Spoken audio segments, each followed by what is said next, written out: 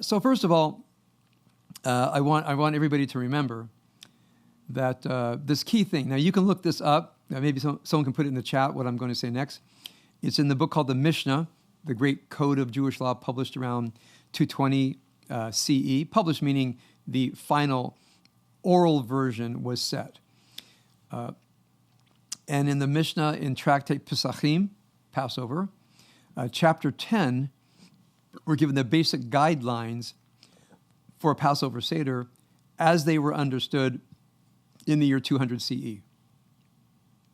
And the most fascinating thing for me is, once all the Seder items are put out on the table, the Mishnah says, V'kan haben shoel et aviv, here's where the child asks the parent, Ve'im ein da'at baben, but if the child does not have enough awareness, intelligence to ask questions, aviv melamdo, his father teaches him, and the father says, manish tana halayla hazeh.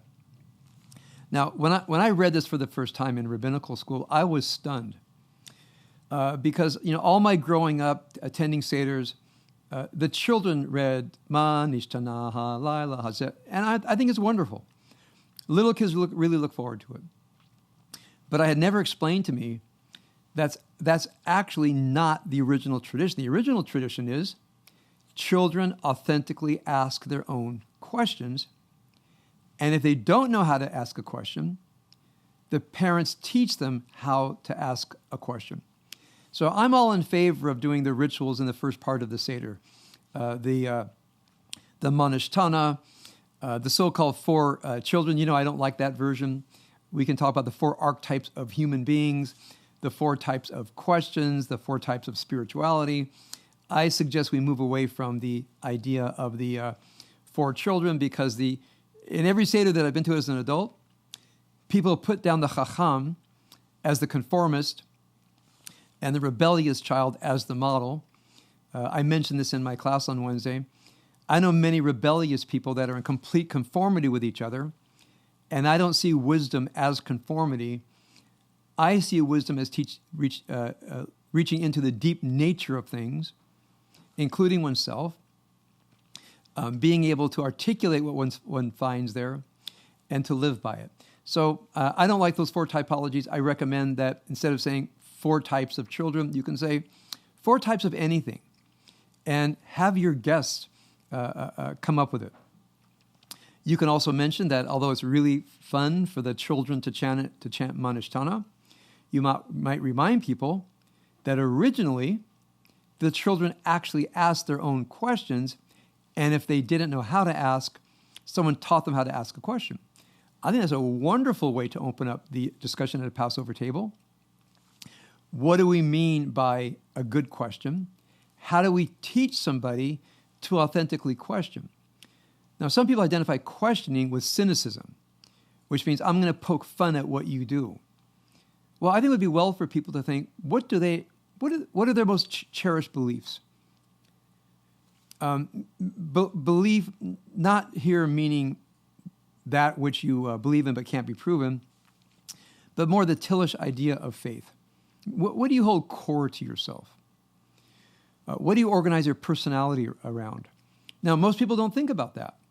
I would say Kabbalistically, love, justice, truth, and beauty, the good, the holy. If somebody asked me, I've given this thought my entire adult life. So if somebody asked me, if someone said, well, could you say a few words about justice, love, justice, truth, and beauty? I probably could. But for many people who have never been asked, what are the values around which you organize your life, consciously or not? I hope everybody can reflect on that. And then somebody wants to know about that. Somebody wants to know what you mean by, I'm going to call the metaphysical standard of love. And why do I say that? Because we all know there are better and worse ways to love. If a person just says, I love you, that does not give enough information because you don't know what they're going to do next. So there is some ideal type of love. For example, when it says, love your neighbor as yourself, there's a value in there. So look at the values that I mostly connect with. Not only these, but these are the ones that I recite most often, as you know. Love, justice, truth, and beauty, the good and the holy, the divine, that if a person said, I want to understand more about that, please explain it to me, that's a great question. And I think I can speak enough to it that a person will look and say, wow, you really thought about that. And then other people can maybe talk about the deepest things that they believe in, or that they've read, or that they've seen in the documentary, or places that they've been that moved them the most, where people talk about things that have moved them and then open themselves up to questions. For me, that would be an ideal follow-up to the people chanting the Manishtana. I think instead of the 4 children, 4 types of anything, you can lead that, somebody else could lead it. I think it's just for me, it's a more productive way to go. And as I said on my class, if you look at the instructions in the Mishnah that I just cited, we're told that you have to explain the symbols, as happens in the Seder. But one thing it says, you have to study Deuteronomy chapter 26, I think verses 5 to 9. It actually says in the Haggadah, Tsei ulamad, go out and learn. This section is called Arami Oved Avi, often translated as, my father was a wandering Aramaean. And then it goes in to talk about Laban and different kinds of things. But I think, again, spiritually, what we learned from it is that if it refers to Abraham, and it probably does, that our ancestor was a wandering Aramaean.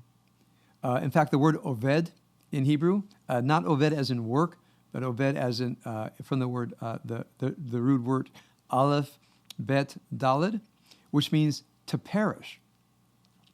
Lalech libud means to get to find oneself lost. Lehit abed means to kill oneself. Ovdan means obliteration. So it's a very, very tough word. So when it says Arami Oved Avi, my father was a lost, destitute Aramaean, meaning from Aran Naharayim, from up in where we say Damascus today. And the extension of that, we talked about many times, is that it is sometimes only in those states where you find yourself near obliteration, with a profound loss of meaning. I'm thinking of the line that Richard quoted, the clawing your way out of your grave. That's the moments when you are most open to some kind of message that can save you. One thing I'm thinking about here, as you can predict, is people in 12-step programs. It's a common thought in 12-step programs. People don't start the program until they wake up in the gutter or something analogous to the gutter. Before that, they say, I have this under control, I have this under control. And one day they realize they don't have it under control. They find themselves in the grave that they've built, and they have to claw their way out. From my perspective, when you come to the part of the Seder that says, my father was a wandering Aramaean, the Hebrew says, Arami Oved Avi, my father was a perishing Aramaean. My father was an Aramaean for whom life had lost all of its meaning. And just take that one phrase there, and you can put to the group, have you ever been to the point where life got just wiped out, and there's one shred of meaning left? One dangling rope that you could pull yourself out. One life preserver off in the distance. So there's just a couple of examples where you can look at the Haggadah. And remember, this is the Hasidic path. The Hasidic path, when you look at the Haggadah, don't look at the surface as it goes from one thing to the next. That is not the Hasidic path. The Hasidic path is to look at ideas, the idea of questioning, the idea of 4 types, the idea of perishing. Look at them and penetrate into the ideas. Now, I think if you're at a Seder or running a Seder, and you focus on these archetypal ideas of the human condition, just slow things way down. Say, we don't have to finish this book. In fact, I brought the Haggadah that I grew up with. We don't have to finish this book. We don't even have to do a number of pages of this book. We're going to just find a few things in the Haggadah, whatever Haggadah you have, And we're going to stop here and there, and we're going to look at these words as doorways into a deep reality. Together, we're going to plumb those depths. And then we're going to go to the final songs in the meal and end on a joyous note. So here's one thing that I found. Not everybody wants to do this. And that's okay. They can sit there and say, wow, this is really intrusive. I don't want to talk about myself. These ideas are too deep and heavy. That's okay. Because for every person like that, there's somebody in that room, I guarantee you, that's starving for meaning, starving for this couple hours of their life to mean something to them, starving for the wisdom of a tradition. Jewish and non-Jewish, anybody who shows up at a Seder, I would say half or more are their hearts are open to something deep that will happen. Children, teenagers, adults, Jewish, non-Jewish. So since this is, for many people, their favorite holiday, the most well-attended holiday in the Jewish tradition, it's an opportunity for everybody here to study your Haggadah, study some commentaries on the Haggadah. And again, I'll talk more about this tomorrow. I'll give you a few more ideas. So when you come to your Seder, you can go into some of these depths.